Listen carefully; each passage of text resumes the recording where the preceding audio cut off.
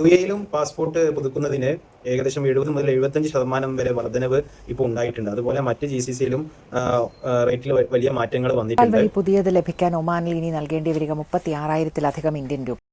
വർദ്ധിപ്പിച്ച പാസ്പോർട്ട് നിരക്ക് ഗൾഫിലും നടപ്പാക്കി തുടങ്ങിയതോടെ പ്രവാസികളുടെ പോക്കറ്റ് കീറുമെന്ന് ഉറപ്പായി. കൈ പൊള്ളുന്ന കണക്ക് കേട്ടോളൂ. 36 പേജുള്ള സാധാരണ പാസ്പോർട്ട് പുതുക്കാൻ 53 റിയാൽ 750 പൈസ. ഇന്ത്യൻ രൂപയിൽ 13,000 രൂപയിലധികം. ഇനി പാസ്പോർട്ട് നഷ്ടപ്പെട്ടാൽ ചെലവ് കൂടും. പുതിയത് കിട്ടാൻ 100 റിയാൽ 700 പൈസ. ഇന്ത്യൻ രൂപയിൽ അത് 24,000-വും കടക്കും. 60 പേജുള്ള പാസ്പോർട്ട് സാധാരണ രീതിയിൽ പുതുക്കാനാണെങ്കിൽ 72 റിയാൽ 600 പൈസ. ഇന്ത്യൻ രൂപയിൽ 18,000 രൂപയോളം. ഇനി ഇത് നഷ്ടപ്പെട്ടാൽ അത് 29,000 രൂപയ്ക്ക് മുകളിൽ പോകും. തൽക്കാൽ വഴിയാണെങ്കിൽ പാസ്പോർട്ട് സേവനങ്ങൾക്ക് ഭീമമായ തുകയാണ്. 36 പേജുള്ള പാസ്പോർട്ട് പുതുക്കാൻ തൽക്കാൽ വഴി 25,000 രൂപയോളമാകും.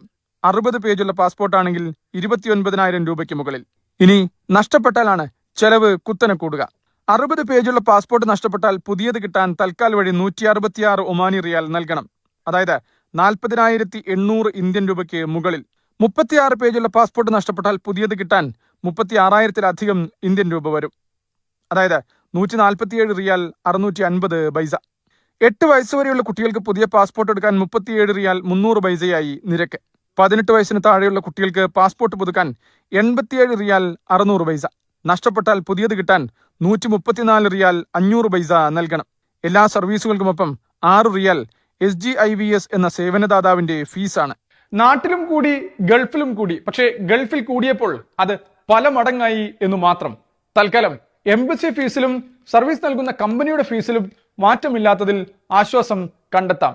അത് മാത്രമാണ് ആശ്വാസവും.